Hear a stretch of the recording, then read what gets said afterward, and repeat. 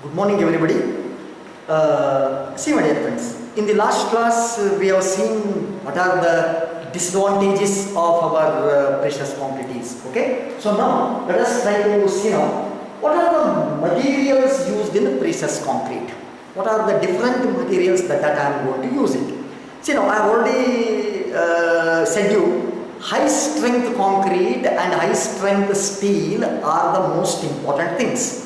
So now let us try to see now high strength steel, high strength concrete as well as high strength steel. We will try to see these two things importantly. Okay. See now, suppose in case of your precious concrete, if I use M20 grade of concrete or M30 grade of concrete or say M15 grade of concrete, no, it will not work out. It will not work out. But now always I need high strength concrete only. Okay, any grade of concrete which is above M30 or 40, we call it as high strength concrete. Okay, only now high strength concrete may be used in your this thing now, precious concrete. Is because, see now, I will tell you one thing now. See now, as I have already said you, okay, assume that you have left the duct and you have passed the cable. Okay, and after this concrete has attained its full strength, okay, you are going to tension the cables, you are going to tension it and you are going to anchor it. Okay, assume that I have anchored the cables at the end. And now, as soon as you anchor them at the end, Baba, this cable is going to apply a high compressive force to this end of the beam. Okay, here also as well as here also. From both the ends, it is going to apply a very high compressive force, and high compressive force is going to be applied. Okay, as soon as you anchor it. So now, this beam is under heavy pre-compressive force.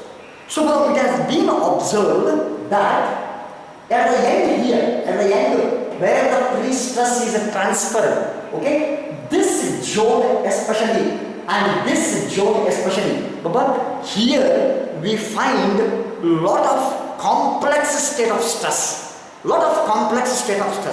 It is not only the compressive stress, okay, but also we find something called bursting stresses also. Sometimes this concrete may burst out.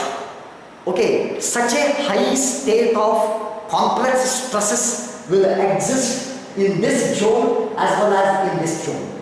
And usually these zones are called end anchorages or end anchorage zone. They are called. So now, usually in this end anchorage zone, the state of compression or the state of stress will be very complex, and some bursting stresses are also will be now there. That is the reason why, Baba, if you use your ordinary concrete, say now M15, M20, M25, something like that, Baba, it will not resist these complex state of stress.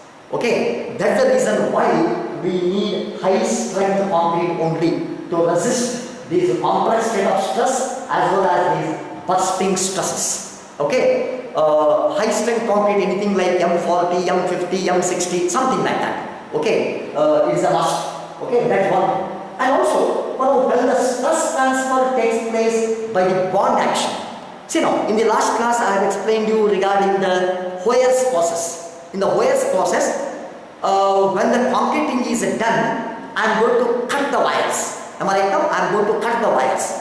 When I cut the wires, the cables will try to come to their original position, but they are not going to do so because there is a bond. There is a bond between steel and concrete. Okay, so now by bond action, the pre-stress is going to be transferred. Okay, so now here also you will see that since by bond action, since the pre-stress is going to be transferred, again we need high strength concrete only here. Okay, that is another thing now. And the last point why I need a high strength concrete only is, high strength concrete has got higher modulus of elasticity. its EC is high. So since EC is high, automatically you will see that the deflections are less. The deflections are going to be very, very less for such beams. Okay, so now that is the reason why from all these points of view, Baba, I will use only one of these high strength concrete only. High strength concrete only I will use it. Okay, now I will talk about high strength steel.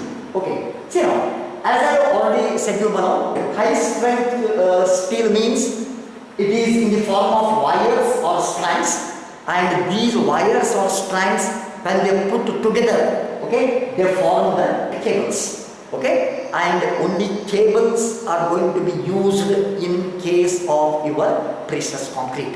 Okay, only the cables. Okay, that's one. And well, as I already this thing, wires, they are obtained by cold drawing process. Okay, there is something called cold drawing process, and the diameter of the wires available is now from 8 mm diameter to 1.5 mm diameter. They are available. Whichever you want, you can choose. Okay, 1.5 mm, 2 mm, 3 mm, 4 mm, up to 8 mm wires are available. And these wires put together, they form the cable. And these cables, they are going to pass it inside the duct. Okay, that's one. And one peculiar property of these cables is, see now, as the diameter of the cable as the diameter of the wires decrease, okay, their strength is going to be increased. Say take for example now, if I take 8 mm wire, its ultimate strength is 1500 Newton per mm square only. Okay, whereas 1.5 mm diameter wire show 2350 Newton per mm square. Okay, and thus as the diameter decreases, the strength increases. Okay, so imagine in your RCC you are going to use Fe 415 or Fe 500, whereas now here it is Fe 2350 or Fe 1500. Imagine the difference. Imagine the difference. Was that now? So now this is something about the materials that are used in our precious concrete. Okay, thank you very much. We will stop it.